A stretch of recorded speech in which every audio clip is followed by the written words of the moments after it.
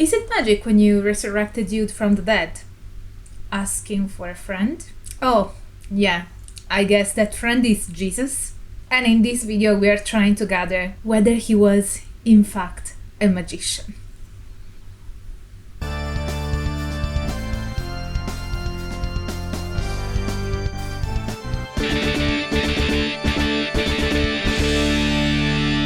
Hello everyone, I'm Dr. Angela Poca and welcome to my symposium. I'm a PhD and a university lecturer, and this is your online resource for the academic study of magic, esotericism, paganism, shamanism, and related currents. As you may know, in the New Testament, there are several accounts of Jesus performing extraordinary endeavours, such as healing incurable diseases, performing exorcisms, and even raising people from the dead. In this video, we will investigate whether Jesus was therefore a magician. If you're familiar with my channel's content and the academic approach I offer on this platform, you may have detected one key core element that underlies all of our discussions, and that is complexity. That, along with presenting information drawn from academic scholarship and not based on personal opinions. That said, complexity means that there are hardly ever straight answers, because the conceptualization of terms such as magic have many historical, geographical connotations and religious, cultural, as well as social interpretations. To help us understand the matter in relation to the depiction of Jesus in the New Testament, let's get some methodological help from the French philosopher Michel Foucault. Foucault maintained that every historical period holds a set of pre-assumptions, a specific worldview that he would call episteme, that determines how we understand the concepts we use in our discourses and how we construct meaning. The very relation between words and things, which is not consistent and changes over time, reveals to be essential in understanding what we mean when we talk about something. Because words work by creating an intersubjective ground where subjective experiences can be conveyed and comprehended by someone who is other than the experiencer. Words, Foucault highlights, do not simply tell things. Words create things, because words are how we articulate our experience. The semiotic construction of meaning is dependent on time and place, of course, but also to a specific community. We have slang, jargon, and vernacular uses of a language that show us how malleable words can be and how certain meanings can be only constructed with that connotation by one of such uses of the language. The same occurs when it comes to religious communities, such as Christianity and all of its varied denominations, and in the encounter between Christian ideas and the mainstream culture of a given time. That premised, the understanding of the deeds of Jesus at the time when the Gospels were written will be different from the perception of later interpretations, because a different time comes with a different worldview, diverse pre-assumptions, and its own use of words to make sense of things. So, when it comes to Jesus, over the ages and across the different communities, the interpretations of his figure, as shown in the New Testament, vary significantly. As Helen Bond highlights, different methodological outlooks can lead to different portraits of Jesus. Some emphasize his healing activities and characterize him as a magician, or as a charismatic healer and exorcist, similar to other Jewish figures of the time.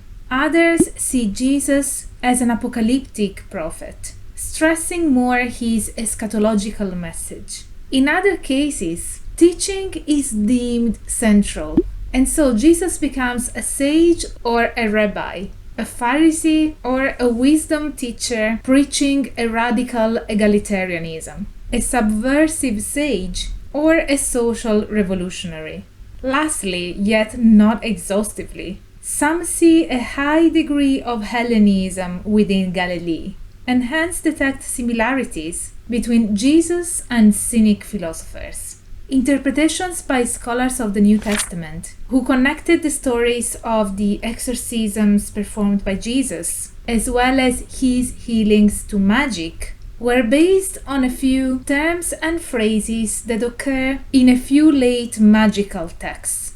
In the early 20th century, for instance, the philologist Deisman called attention to the binding in magic texts in connection with the healing of the deaf-mute in Mark, and to the importance in magic of knowing the demon's name, which was connected to the question asked by Jesus to the exorcised demon in Mark. In the 1920s, critics like Rudolf Boltzmann pointed to certain terms in healing and exorcism stories paralleled in ancient magical texts as traces of magic. More recently, commands used by Jesus in his exorcisms and in addressing demons have been correlated to similar formula present in the Greek magical papyri. In the 1970s and in the 1980s, Morton Smith presented his interpretation of Jesus as a magician with extensive references to ancient sources, especially the magical papyri. Smith constructed the concept of magic and magician earlier in the century, and then expanded their connotations to include not only healing and exorcisms, but even prophecy, divination, and revelation. He then argued that much of what Jesus is presented as doing was familiar from the expanded sources for ancient magic. So, as you can see, it could be argued that Jesus was performing magic in the stories of the New Testament, depending on the definition we assign to the term magic. As I discussed in a previous video, the term magic started to be reified and becoming a participatory concept in Christian discourse around the 2nd century CE, in opposition to the concept of miracle and in relation to a developing Christian theology. At the time of the Gospels, the Israelites did not have a solid perception of magic as the one set of practices we recognize today. The single acts may have been performed, but the collective understanding of a number of practices as belonging to one Unitarian conceptual category called magic came much later, and along with that, the concept of being a magician. Thus, if we want to answer the question of whether Jesus was a magician with the Foucauldian methodology we set as a premise, we can then conclude that Jesus cannot be seen as a magician, because doing so would mean superimposing a later concept onto a community of people holding a worldview that didn't encompass the perception or the acknowledgement of certain acts as subsets belonging to the wider cluster, which would be now called magic, and performed by someone who masters those acts, the magician. So this is it for today's video. Allow me to welcome to the Inner Symposium my new patrons, and give thanks to those who just pledged and those who stay pledged. And please, if you like my content here on YouTube, consider pledging yourself to my Patreon page. We have a lively community on Discord, a weekly book club, monthly Zoom gatherings, and even lectures for the Magus level patrons. Or else, if you like this video, smash the like button, subscribe to the channel, activate the notification bell so that you will never miss a new video from me, and as always, stay tuned for all the academic fun. Bye for now.